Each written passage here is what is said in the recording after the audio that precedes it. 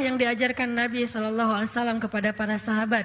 Ukhuwah dengan makna syu'ur, perasaan. Dan Nabi orangnya ngerasa banget apa yang dirasakan orang lain.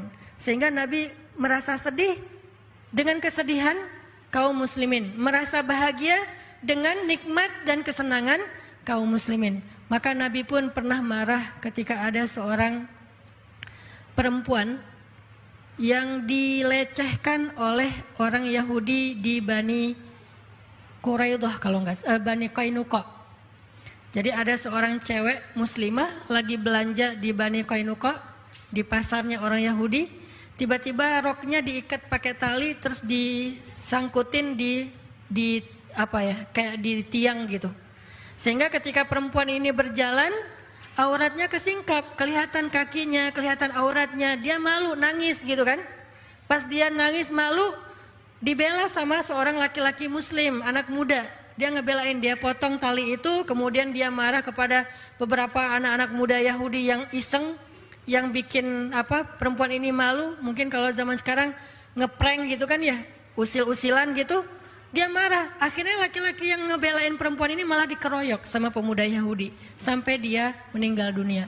Maka Nabi langsung marah kemudian mengatakan, sekarang kita akan menuntut keadilan kepada Bani Qainuqa. Datanglah Nabi mengepung benteng Bani Qainuqa sampai akhirnya mereka diusir dari kota Madinah. Kenapa? Karena Nabi itu ngerasain apa yang dirasakan perempuan, malunya. Nabi itu ngerasain apa yang dirasakan keluarga laki-laki yang terbunuh tadi.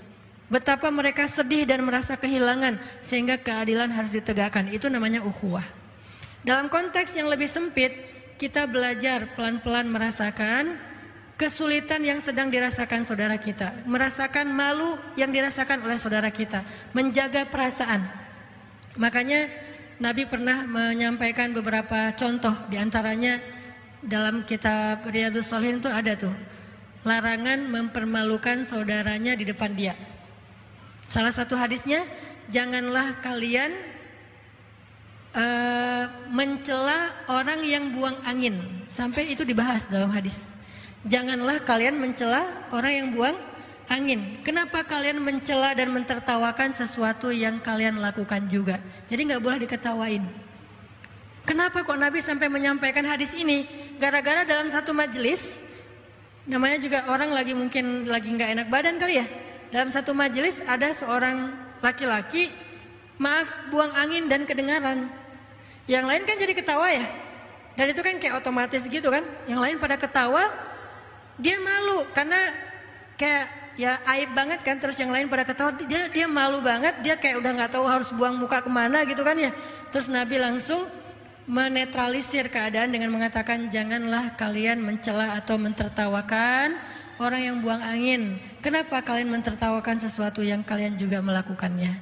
Artinya semua orang punya masalah yang sama, cuman mungkin ada yang nggak sengaja gitu di tempat umum dan seterusnya, sehingga nggak usah dibahas, nggak usah diketawain. Saya juga pernah kayak gitu, lagi kajian, tiba-tiba di soft paling depan ada seorang akhwat nggak sengaja buang angin dan bunyi.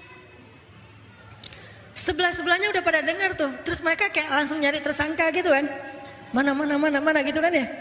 Saya juga dengar, saya aja yang duduknya di sini tuh dengar, apalagi yang di sebelahnya kan, saya dengar dan saya tahu orangnya, tapi saya nggak mau ngelihat ke arah dia. Supaya apa? Ke distract langsung, nggak usah dibahas, nggak usah difokus, nggak usah di zoom in, nggak usah di capture ya, udah biarin aja. Terus akhirnya saya kayak langsung ngedistract dengan kajian dengan cerita-cerita, dengan orang yang tadinya noleh-noleh gitu ngelihat siapa. Karena saya membolkan lagi, kayak dipertegas lagi kajiannya, ceritanya, nadanya dinaikin lagi dikit, akhirnya orang lagi jadi fokus dan lupa. Dia yang tadinya hampir malu, lama-lama jadi netral dan setelah kajian udah lupa. Ini sampai segitunya diperhatikan dalam Islam, menjaga perasaan, jangan membuat orang ilfil, bete dan seterusnya. Dan itu ukhuwah banget. Dan itu nggak hanya kepada orang yang solih, karena ukhuwah itu tidak hanya berlaku kepada orang yang sudah sama-sama ke masjid, orang yang sudah sama-sama sholat, bahkan kepada orang yang belum ke masjid, belum hijrah pun itu tuh dijaga. Supaya apa? Jangan sampai bikin dia ilfil dengan kebaikan sehingga dia semakin ngegap, semakin berjarak, semakin menjauh dari kebenaran. Islam itu harus mampu Muslim itu ya'lif wa yu'laf. Orang Islam itu dia mudah merangkul dan mudah juga dirangkul. Itu orang Muslim banget tuh. Kalau sulit merangkul, sulit dirangkul, artinya dia kayak sombong, dia tuh eksklusif, dia itu bikin jarak, ngegap banget dengan orang lain. Dia bukan ciri-ciri Muslim sejati. Muslim itu ya'lif wa yu'laf. Dia mudah merangkul orang, yuk bareng yuk. Enggak terlalu jaim, dia juga mudah dirangkul orang. Kalau diajak orang mau, enggak terlalu ngerasa kita kan beda, enggak kayak gitu. Dan Nabi gitu banget. Makanya Nabi itu sangat menjaga perasaan supaya terjaga ukhuwah. Pernah Nabi lagi kayak duduk bareng dengan sahabat-sahabat yang miskin lah ya. Sahabat-sahabat miskin ini kalau makan roti, rotinya tuh keras. Bahasa Arabnya qadid. Qadid itu artinya roti keras yang udah lama. Kalau pengen dimakan nggak bisa langsung dimakan, harus direndam dulu pakai air. Saking kerasnya udah kayak kerupuk gitu. Nah itu namanya qadid. Nabi duduk di antara orang-orang miskin yang lagi kayak mau makan qadid gitu. Terus pas Nabi duduk di antara mereka, mereka jadi sungkan. Aduh nggak enak nih. Masa kita mau ngasih roti kayak gini buat Nabi, buat Rasulullah. Terus gimana dong, kita nggak sanggup beli roti yang lembut. Terus Nabi tersenyum mengatakan, saya adalah anak seorang perempuan yang biasa makan qadid. Saya anak seorang perempuan, ibu saya tuh adalah pemakan qadid. Jadi kita udah biasa makan kayak gini di rumah. Maksud Nabi apa? Biar nggak ada gap antara beliau dengan orang-orang yang lagi ngajak beliau makan. Itu namanya yu'laf, mudah diajak barengan, nggak terlalu ngegap. Jalan lagi tuh Nabi bareng dengan orang miskin. Ketemu orang miskin, mereka pada sedih gitu ya. Nabi bilang, tahu nggak, orang miskin itu masuk surga 500 tahun lebih dulu daripada orang kaya. Oh gitu ya Rasul. Akhirnya mereka semangat. Bukan semangat dalam kemiskinan ya. Maksudnya semangat untuk nggak pede, nggak baperan, nggak kemudian pesimis, jadinya menjauh dari rombongan atau dari orang-orang banyak. Jadi dibangkitkan semangatnya. Ketemu sama penggembala. Nabi bilang apa? Tidaklah Allah mengutus Nabi kecuali pernah menjadi penggembala. Jadi yang penggembala juga merasa kayak pride gitu. Wah ternyata profesi kita tuh profesi para Nabi. Ketemu dengan orang kaya. Tidak ada kecemburuan kecuali kepada dua orang. Satu orang berilmu, satu lagi orang kaya yang banyak berinfak. Jadi semua orang bisa dibahagiakan hatinya oleh Nabi. Nggak ada yang ngerasa ketemu Nabi bete, itu nggak ada. Saya belum pernah mendengar cerita ada orang bete ketemu Nabi, itu nggak ada. Yang ada lagi bete ketemu Nabi bahagia, itu banyak tuh. Yang tadinya bete banget di rumah, pas ketemu Nabi happy. Pas balik ke rumah bete lagi, itu banyak. Salah satunya adalah Hanzalah. Hanzalah lagi sedih duduk sendiri. Datang Abu Bakar. Abu Bakar nanya, kaifa asbahta ya Hanzalah? Gimana keadaan kamu pagi ini wahai Hanzalah? Hanzalah ngelihat Abu Bakar dan bilang, nafaqah Hanzalah, kata Hanzalah. Hanzalah itu munafik, tahu nggak kamu? Abu Bakar bingung. Kaifa dzalik? Kenapa kamu ngomong kayak gitu? Kenapa kamu merasa diri kamu munafik wahai Hanzalah? Kata Hanzalah, wahai Abu Bakar, saya tuh kalau ketemu Nabi bahagia. Kalau ketemu Nabi iman saya naik. Kalau ketemu Nabi saya tuh jadi semangat beramal soleh. Saking iman saya lagi naik, saya merasa diri saya tuh jadi orang yang paling soleh di muka bumi. Saking saya ngerasa jadi orang soleh, seolah-olah dari tempat duduk saya tuh bisa ngelihat surga kalau lagi dekat sama Nabi. Tapi kalau saya pulang ke rumah, saya ketemu dengan keluarga saya, dengan anak saya kerja, maka iman saya drop sampai seolah-olah saya bisa melihat neraka dari tempat duduk saya. Itu adalah kata-kata Hanzalah. Sedih Hanzalah dengan kondisi imannya. Kemudian Abu Bakar juga bilang, kalau gitu saya juga sama wahai Hanzalah. Iman saya juga kayak gitu, kalau ketemu Nabi naik. Kalau pas jauh dari Nabi turun. Berarti sama dong saya munafik. Ya gimana dong? Akhirnya mereka ketemu dengan Nabi. Ya udah kita coba minta nasihat dari Rasulullah. Datang ketemu dengan Nabi, sedih aja murung dua-duanya tuh. Nabi nanya, malham, kata Nabi. Ada apa kok kalian sedih, kata Nabi. Kata mereka, ya Rasulullah, kami merasa diri kami udah munafik. Hah, kenapa kok kalian ngerasa gitu? Kata mereka, kalau ketemu engkau hati kami merasa imannya bertambah sehingga kami semangat beramal solih. Tapi kalau jauh darimu iman kami drop dan kami jadi mudah berbuat dosa dan jauh dari Allah. Nabi kemudian tersenyum memberi mereka nasihat. Tahu nggak, seandainya iman kalian kondisinya stabil terus seperti kalian ketemu saya, maka kalian akan berjabat tangan dengan malaikat dan malaikat akan menemani kalian pergi kemanapun kalian pergi. Malaikat akan nemenin. Tapi kata Rasul, sa'atan fasaatan. Iman itu memang kayak gitu. Ada sa'ah waktunya turun, ada waktunya naik. Jadi Nabi itu kayak apa ya? Kayak menghibur dan mencoba untuk menguatkan mereka. Bukan malah, oh berarti emang benar sih kalian munafik. Enggak digituin sama Nabi. Dasarnya kalian emang gitu ya, kalau ketemu saya aja imannya naik. Berarti kalian gak jujur sama Allah. Taubat kalian, istighfirullah, minta ampun sama Allah. Enggak, Nabi itu enggak gitu. Enggak dimarahin, enggak digalakin. Malah Nabi tersenyum dan bilang, sa'atan fasaatan. Emang harus ada prosesnya. Kadang iman naik, kadang iman turun. Tapi berusaha terus ya, jangan menyerah. Kayak gitu. Ini menunjukkan bahwa Nabi itu selalu bisa bikin orang happy. Itu ukhuwah. Bisa enggak kita jadi orang yang kayak gitu? Kemana kita pergi orang di sekeliling kita itu malah jadi happy. Dan itu buat saya juga jadi kayak agenda atau PR besar buat pribadi saya. Kadang-kadang kita tuh jangankan orang lain ya, keluarga aja nggak bisa kita bikin happy terus. Malah yang lebih parah lagi, sebelum kita datang perasaan keluarga tadi lagi happy, begitu kita datang bete semuanya ya. Nuntut ini, nuntut itu, nyalahin ini, nyalahin itu, kan berarti kita belum benar. Belum menjaga nih persaudaraan, belum jaga perasaan orang lain, belum bisa ngerasain apa orang yang rasakan. Padahal Nabi sebaliknya. Kalau Nabi, orang yang benci sama beliau, ketemu beliau jatuh cinta. Orang yang benci sama beliau, orang yang bete ketemu beliau happy. Kalau kita sebaliknya, orang happy ketemu kita jadi bete. Nah ini yang kita coba belajar dari Nabi. Kok bisa Nabi orangnya tuh kok nyenengin banget gitu. Orangnya tuh asik banget. Masih ingat cerita pernikahan Nabi dengan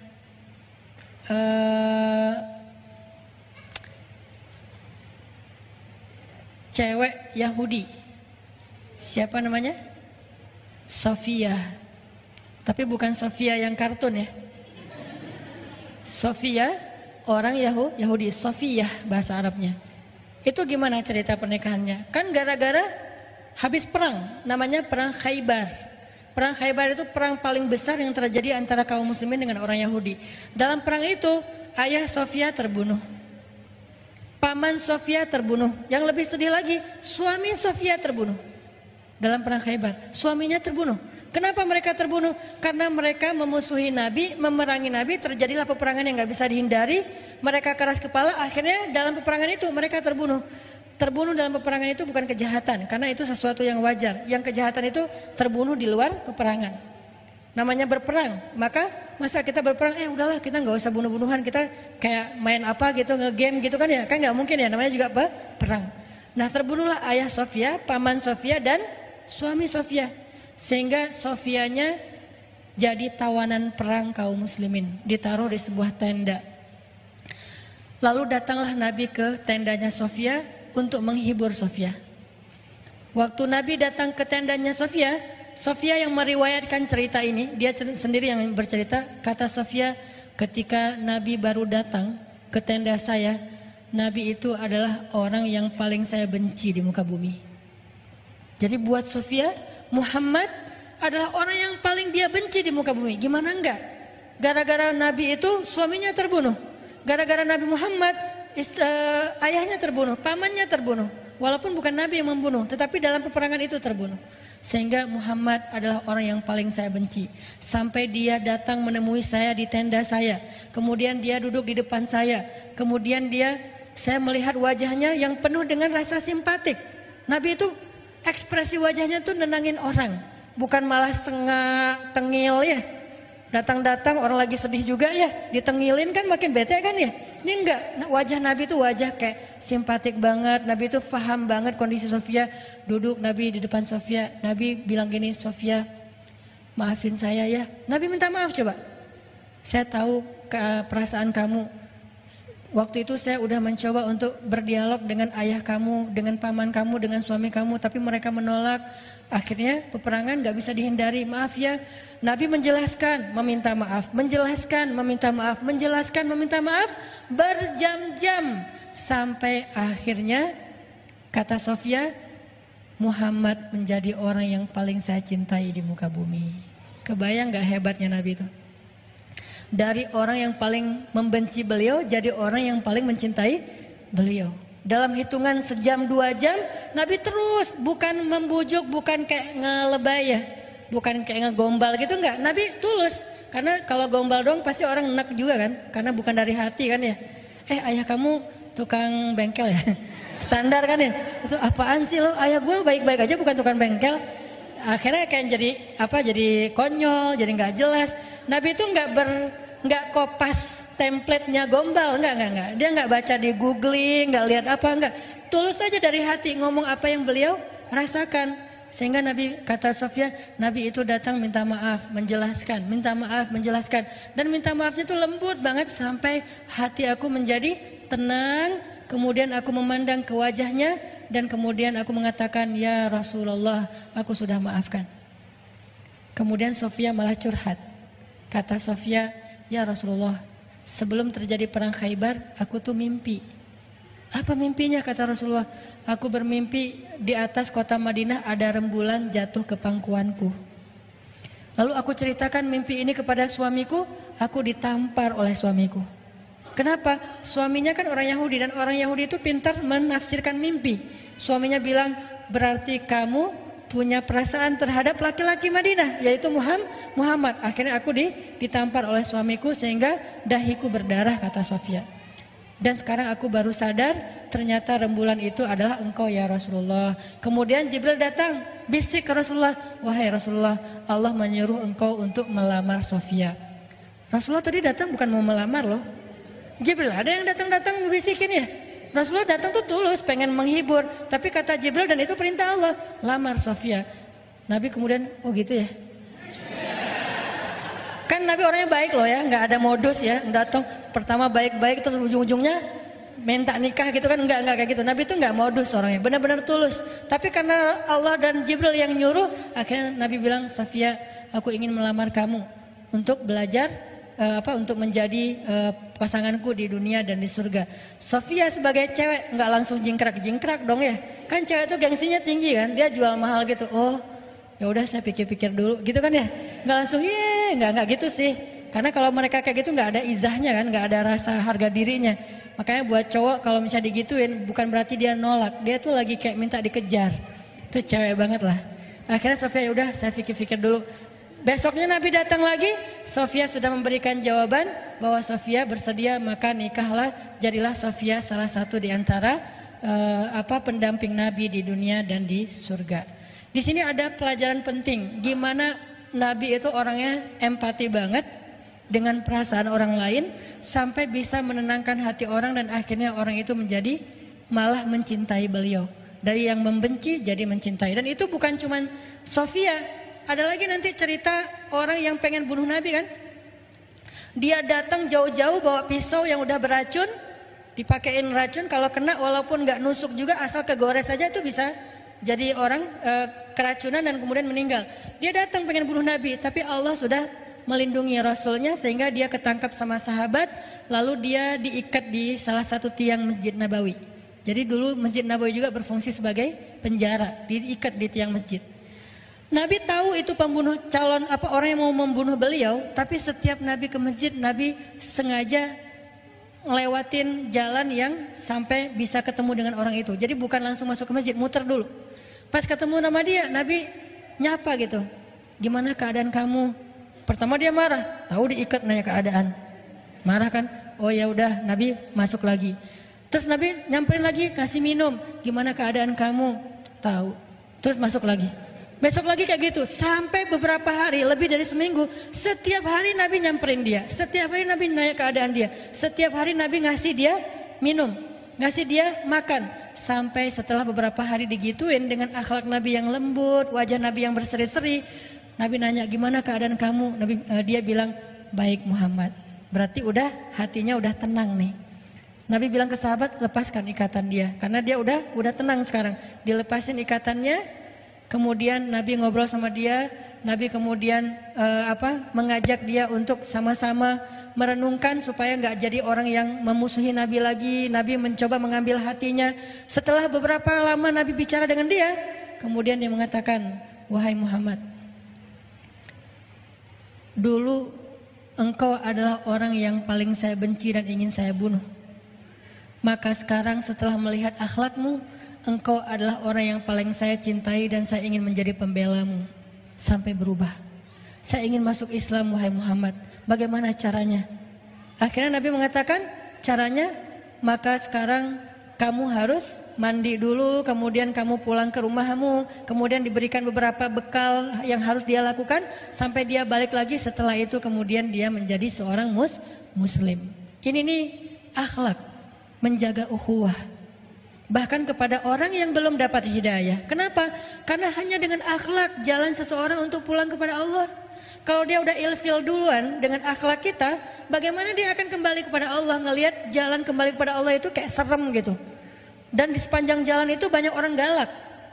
Males balik ke Allah. Kenapa? Banyak orang galak di jalannya. Baru jalan selangkah udah dimarah-marahin. Jalan 2 langkah dimusuhin. Jalan 3 langkah dituduh masuk neraka. Belum juga mau kembali ke Allah sudah masuk neraka. Akhirnya balik lagi deh gua. Daripada gua dimarah-marahin di sana, mending gua di sini aja diterima sama lingkungan gua yang sekarang, kan gitu ya. Maka ternyata salah satu rahasia dakwah Nabi, beliau itu ya'lif wa yu'laf.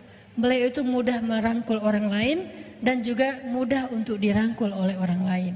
Arti mudah dirangkul itu bukan dipengaruhi, tetapi mudah sekali kalau orang mengajak beliau kepada kebaikan atau untuk menolong. Maka Nabi pasti akan menolong. Ini adalah contoh Nabi menjaga ukhuwah. Sehingga menjaga ukhuwah itu menjadi salah satu di antara risalah ataupun misi utamanya Rasulullah SAW dalam berdakwah. Lalu nanti kita juga baca di dalam Al-Quran banyak banget ayat-ayat tentang menjaga ukhuwah. Di antaranya cara menjaga ukhuwah itu adalah dengan berbaik sangka. Allah berfirman, ya ayyuhalladzina amanu jtanibu katsiran minadh-dhann inna ba'dadh-dhanni itsmun. Wahai orang yang beriman, jauhilah sebagian besar prasangka. Inna ba'dadh-dhann itsmun. Karena sebagian besar prasangka itu adalah dosa. Allah mengajarkan tentang berprasangka baik dan kemudian Rasulullah dan para sahabat mencoba untuk mempraktekannya dalam kehidupan mereka. Lalu muncullah cerita-cerita indah tentang berprasangka baik. Salah satunya terjadi kepada, kalau nggak salah namanya Tolha. Tolha ini adalah sahabat Nabi yang kaya lalu jatuh miskin. Ketika dia kaya, dia punya temannya banyak. Setiap malam rumahnya itu dipenuhi oleh teman-temannya. Pada datang ke rumahnya makan, pada datang ke rumahnya curhat, pada datang ke rumahnya minjem uang, pada datang ke rumahnya minta ditolong. Itu Tolha, rumahnya ramai banget karena gara dia banyak membantu orang lain. Tapi begitu dia jatuh miskin, rumahnya sepi, nggak ada yang datang. Teman-temannya pergi menjauh dari dia, sehingga istrinya mengeluh. Kata istri Tolha, Tolha, sekarang kamu tahu kan? Ternyata teman-teman kamu itu nggak ada yang tulus mencintai kamu. Nggak ada yang jadi sahabat sejati. Dulu aja ketika kamu kaya, mereka sering datang ke rumahmu. Sekarang giliran kamu jatuh miskin, mereka udah nggak pernah lagi datang kepadamu. Wajar nggak kata-kata ini? Wajar. Bahkan mungkin kita pernah ngerasa kayak gitu. Tapi tahu nggak jawaban Tolha kayak gimana? Ketika istrinya mengeluh seperti itu, Tolha mengatakan, justru mereka itu teman yang sangat pengertian, kata Tolha. Istrinya bingung, pengertian gimana maksud kamu? Dulu ketika aku punya banyak uang, mereka merasa nyaman meminta tolong kepada aku karena itu tidak akan memberatkan aku. Aku punya banyak harta, jadi menolong mereka ringan buat aku. Sekarang ketika aku sudah nggak punya apa-apa, mereka merasa kasihan dan nggak tega merepotkan aku dengan meminta tolong, maka mereka tidak datang lagi ke rumahku. Lihat angle yang diambil oleh Tolha. Indah banget ya. Dia bisa menemukan satu angle berpikir yang akhirnya dia menyimpulkan yang baik tentang temannya. Kalau kita pasti mungkin 99% akan seperti istrinya. Ya benar, giliran gua sukses dulu teman gua banyak banget. Semuanya pengen datang bareng, jalan bareng segala macam, pengen segrup, pengen punya nomor telepon gua, pokoknya kemana gua pergi rame tuh. Sekarang giliran gua udah susah, udah nggak eksis dan segala macam, udah pada nggak ada tuh. Bahkan di Japri aja nggak pada nge-read, nggak pada ngebales, di grup juga udah nggak. Kalau gua broadcast udah nggak ada yang ngerespon, diem aja. Giliran ganti topik rame, giliran gua yang share pada diem. Akhirnya kita ilfil, sedih, ya udahlah gua live grup aja gitu ya. Ini perasaan kita yang terbangun gara-gara su'uzon. Tapi emang benar Ustadz, tetap aja su'uzon, prasangka buruk. Lebih baik kita iltamis li akhika alfa uzrin, kata ulama. Carilah untuk saudaramu 1000 alasan. Ini cara kita jaga ukhuwah. Baik soal rumah tangga, soal tetangga, soal komunitas, soal jamaah, soal masjid. Cara kita menjaga ukhuwah adalah berusaha mencari alasan yang baik tentang seseorang. Kalau kita nggak nemu, ya udah nggak usah dipikirin. Kalau kita nggak nemu, ya udah nggak usah diterusin, udah diemin aja. Kalau kita bisa ketemu, itu lebih baik supaya kita bisa punya sebuah alasan mencintai dia, sehingga kita nggak sempat berburuk sangka kepada dia. Itu tuh sahabat banget. Seringkali terjadi perpecahan di dalam sebuah komunitas atau jamaah atau keluarga, itu gara-gara prasangka sebetulnya. Kita terlalu gampang menyimpulkan sesuatu yang ternyata setelah ditabayun dia nggak gitu. Akhirnya kan jadi udah terlanjur bete ya, udah terlanjur sakit hati, dan itu juga udah susah recovery-nya. Maka sebelum itu Tolha mengajarkan kepada kita belajar untuk mencari sebuah alasan yang baik. Itu tuh Tolha. Kemudian ada lagi cerita husnuzon yang angle berbeda. Terjadi kepada keluarga Abu Ayyub. Ketika ada hoax Aisyah selingkuh dengan Sofwan. Kan di zaman Nabi dulu pernah tersebar sebuah hoax yang paling trending. Sampai di mana-mana orang bicarain itu. Punya hashtag Aisyah dan Sofwan selingkuh. Itu tuh rame banget, dibahas di mana-mana, di Lambe Turah dibahas, di apa dibahas. Pokoknya rame aja tuh. Aisyah dan Sofwan titik gitu kan ya.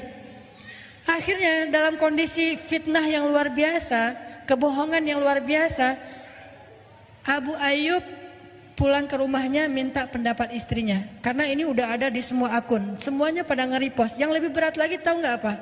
Yang nge-repost berita bohong ini justru orang beriman.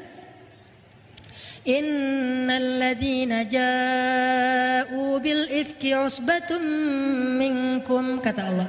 Sesungguhnya yang menyebarkan itu kan berarti yang nge-repost. Karena kalau yang pertama ngeposting bukan menyebarkan. Sesungguhnya yang menyebarkan berita bohong itu adalah golongan kalian sendiri. Berarti kita taunya dari siapa? Dari teman kita yang kita percaya. Teman kita dari temannya yang dia percaya. Dan terus saja kayak gitu. Sehingga saking banyaknya orang beriman yang ikut nge-repost berita ini, kesannya berita ini benar. Kalau berita ini bersumbernya dari orang munafik, orang beriman gak percaya.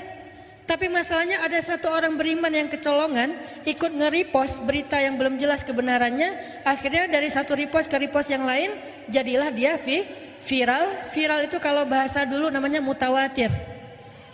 Kalau dalam konsep hadis namanya hadis mutawatir, diriwayatkan dari banyak jalan. Kalau dalam konsep medsos disebut dengan viral, diriwayatkan oleh banyak akun. Semuanya pakai hashtag itu, semuanya ngeposting itu, semuanya komen di situ, komennya banyak, like-nya banyak, repostnya banyak, hashtagnya rame. Akhirnya viral. Sampai Abu Ayyub sulit untuk tidak mempercayai berita ini. Pulanglah Abu Ayyub ke rumahnya, nanya ke istrinya, "Wahai istriku, kamu udah dengar belum berita tentang Aisyah dan Sofwan?" Kata istrinya, "Udah." "Emangnya kenapa?" "Gak nyangka ya," kata Abu Ayyub. Kita banget ya. Kasihan ya Rasulullah ya, gitu kan. Gak pernah kebayang ya Aisyah sama Sofwan bisa kayak gitu. Langsung istrinya kaget. Ternyata Abu Ayyub hampir percaya dengan berita bohong ini. Langsung istrinya mengatakan, "Wahai Abu Ayyub, gimana perasaan pendapat kamu kalau ada yang mengatakan saya selingkuh?"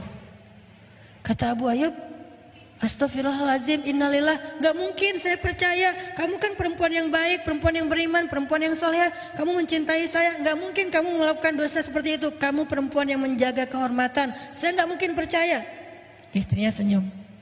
Wahai Abu Ayyub, kata istrinya, gimana pendapat kamu kalau ada yang mengatakan kamu selingkuh? Abu Ayyub makin kaget. Ma'azallah, bahasa kita, auzubillah, saya laki-laki yang takut pada Allah, gak mungkin saya melakukan dosa itu, gak mungkin kepikiran juga, kan saya juga mencintai kamu, gitu ya. Istrinya senyum. Terus istrinya bilang, wahai Abu Ayyub, sesungguhnya Aisyah itu lebih solehah dari saya. Kalau menurut kamu saya aja gak mungkin selingkuh, apalagi Aisyah. Sesungguhnya Sofwan lebih soleh daripada kamu. Kalau menurut kamu, kamu aja gak mungkin selingkuh, apalagi Sofwan. Ini angle husnuzon paling kreatif nih.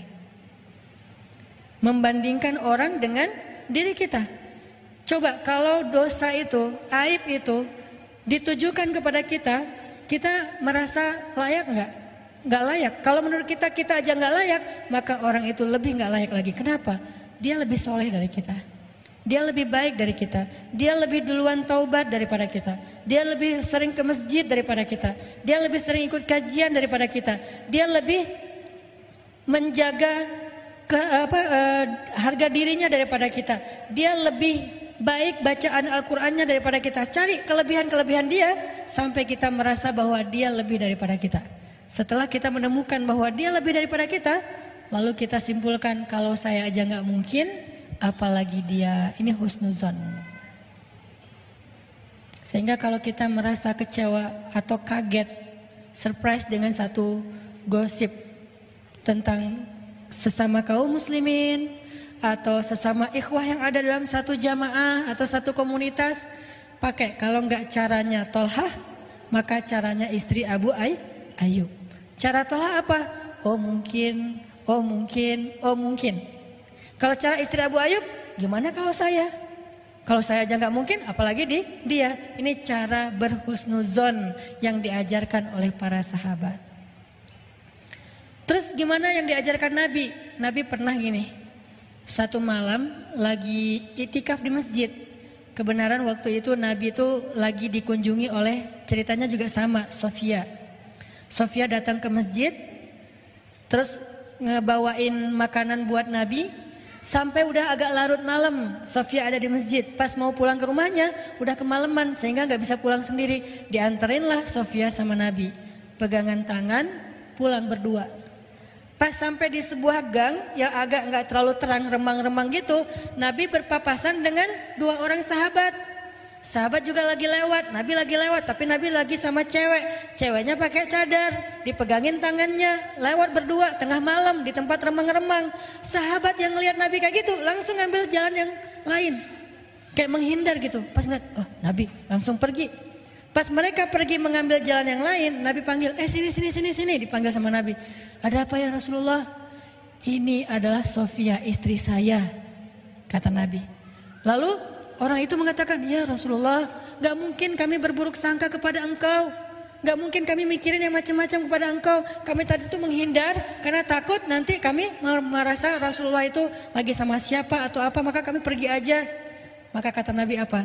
Inna syaitan yajri majrad dam. Sesungguhnya setan itu mengalir di dalam aliran darah manusia. Itu asbabul wurud dari hadis tentang setan mengalir dalam darah manusia. Apa maksudnya? Mungkin sekarang kalian gak berpikir macam-macam, tapi nanti setan nunggu momen yang pas. Dia nunggu sekarang, oh udah lihat sekali, tapi gak jelas itu siapa gitu kan. Besok muncul gosip, Nabi kemarin sama seorang cewek. Oh pantesan muncul kata itu. Pantesan itu bisikan setan. Wasawisu syaitan alladzi waswisu fi sudurin nas bi pantesan.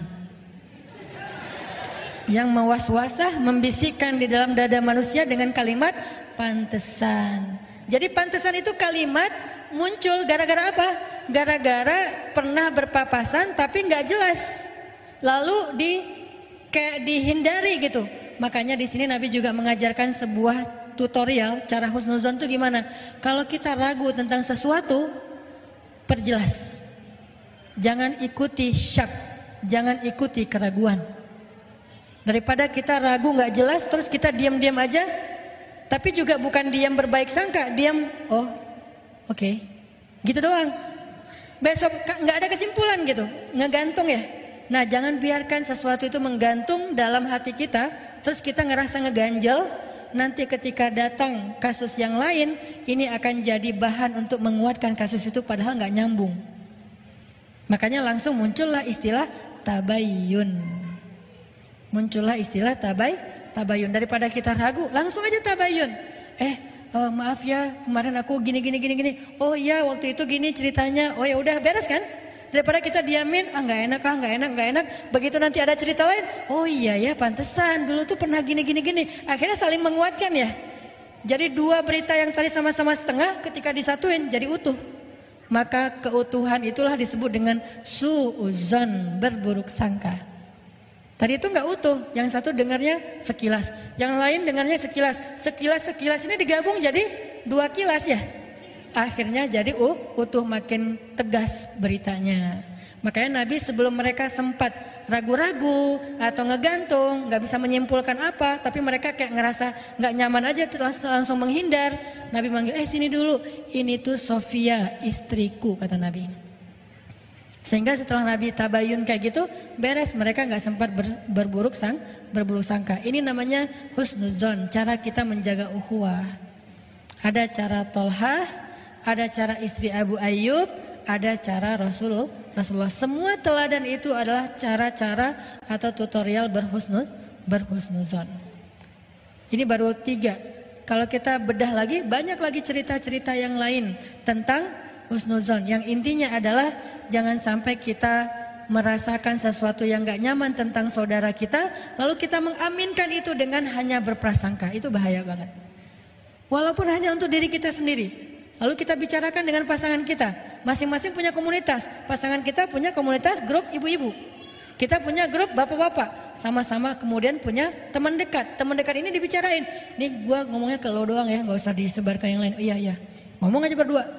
Padahal tadi satu orang kan, jadi berdua dengan istri. Istri dan suami masing-masing punya geng. Ngomong ke gengnya. Gengnya punya geng lagi kan, masing-masing punya circle ya. Akhirnya jadilah rahasia umum. Kenapa balik lagi ke orang yang pertama? Kamu dengar dari siapa? Dari fulan, ujung-ujungnya istrinya.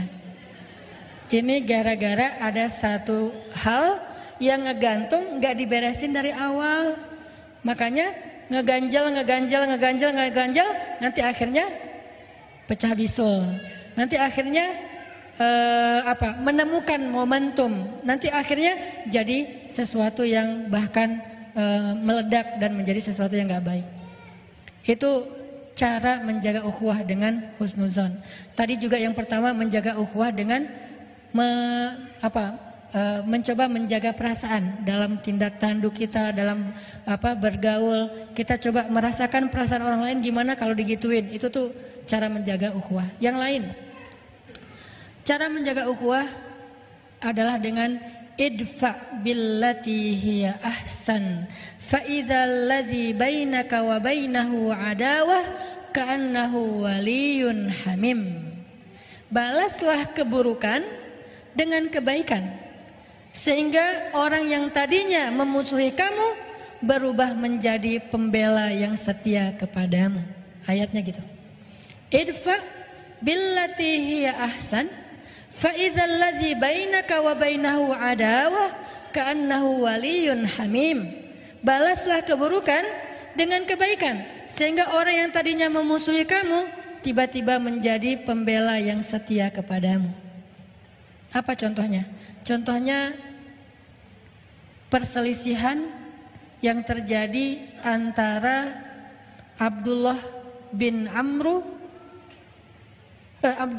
Zubair dengan Muawiyah bin Abi Sufyan. Ada dua sahabat, dua-duanya hebat, keren. Cuman keturunannya beda. Abdullah bin Zubair, ayahnya adalah Zubair bin Awam. Zubair bin Awam satu dari 10 sahabat yang dijamin masuk surga. Keren ya ayahnya ya. Anak seorang laki-laki yang dijamin masuk surga. Julukan Zubair bin Awam adalah Hawari Rasul, pembela Nabi. Orang yang sangat ngebelain Nabi. Ibunya Abdullah namanya Asma bintu Abi Bakar. Berarti Abdullah cucunya Abu Bakar. Asma adalah seorang perempuan yang pernah membantu Nabi dalam hijrah dengan membelah ikat pinggangnya. Satu dipakai untuk mengikat bawaan Nabi di onta, satu lagi dipakai untuk mengikat bajunya sebagai tali pinggang. Sejak saat itu Asma diberikan julukan, jadi dia punya nama apa? Julukan lah ya. Julukan itu kalau sekarang mungkin nama akun. Maka sejak itu nama akun itu kalau bahasa Arabnya kunyah. Jadi akunnya gitu, maksa. Jadi julukannya Asma adalah Zatin Nitaqain, perempuan yang punya dua ikat pinggang. Itu pujian buat Asma. Ini adalah ayah ibunya Abdullah. Dan tahukah kita Abdullah siapa? Abdullah adalah sahabat Nabi, bayi yang pertama lahir di kota Madinah setelah Nabi hijrah. Bayi yang pertama lahir di kota Madinah setelah Nabi hijrah. Kenapa spesial? Karena orang Yahudi itu memantra-mantrai kaum muhajirin ketika mereka hijrah. Kata orang Yahudi, siapa yang berhijrah ke kota Madinah, kami kutuk, gak akan punya keturunan. Sehingga sahabat muhajirin galau. Jangan-jangan berhasil nih mantranya Yahudi. Kan Yahudi itu banyak main sihir ya. Mereka kayak menakut-nakuti dengan mantra. Pokoknya orang-orang muhajirin gak akan ada yang punya keturunan. Maka di tahun pertama Hijriah lahirlah Abdullah yang menjadi kabar gembira bagi kaum muslimin bahwa mantra itu tidak berpengaruh kepada mereka. Dan tahukah kita Abdullah itu siapa juga? Abdullah itu anak kecil usia 7 tahun. Kalau sholat duha merpati hinggap di atas kepalanya. Saking khusyuknya sholat duha. Usia berapa? 7 tahun, kelas 1 SD. Ada nggak sekarang anak kelas 1 SD sholat duha di sekolah? Anak-anak duha ya bu, duha Allahu Akbar. Datang merpati? Nggak ada. Kadang-kadang kita dengan nyamuk aja keganggu ya. Apaan sih ini nyamuk, laler dan segala macam. Ini merpati, kok bisa sih merpati hinggap di kepalanya Abdullah? Saking lamanya sholat Abdullah. Dia kalau berdiri itu bisa sejam nggak gerak.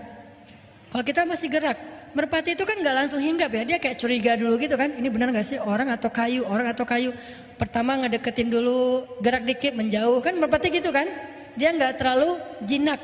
Tapi saking Abdullah itu berdiri nggak bergerak sampai seolah-olah nggak berkedip, ngeliat ke bawah aja, khusyuk banget sampai merpati hinggap di atas kepalanya. Setelah lama baru dia rukuk sujud beres sholat, orang-orang kagum dan bilang, Abdullah, gimana ya cara sholat yang khusyuk kayak kamu sampai merpati hinggap di kepala?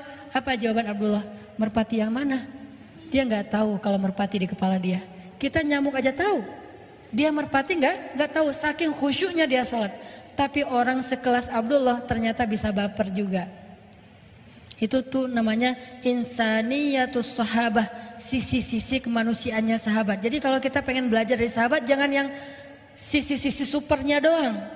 Kadang-kadang kita jadi putus asa. Ternyata mereka juga sama kayak kita. Kadang baper, ada yang bete, ada yang sahabat yang kikir, pelit, ada. Ditawarin surga nggak mau, ditawarin dunia mau, ada. Ada sahabat yang emosional. Gara-gara emosi